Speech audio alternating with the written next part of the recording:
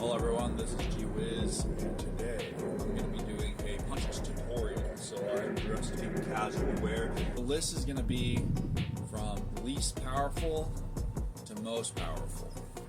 So let's take a look at the power of a jab. Now obviously a jab is not a knockout strike. The reason why you would want to use a jab is because it is fast. It might be a good setup attack in order to throw a heavier attack, or jab cross is a combo so that when you hit the person you stun them and then you follow immediately up with a cross so they cannot react within half a second to hit you back. So here's the jab. This jab had 22 feet per second. 21.7 feet per second is no joke. Some people can't even throw a cross that fast. Okay, and let me just say, a jab is not fast. It has low duration, but it is not fast, therefore it is not powerful.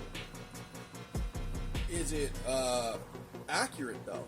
Well, take a look at that accuracy. 170 milliseconds is very fast in terms of its ability to hit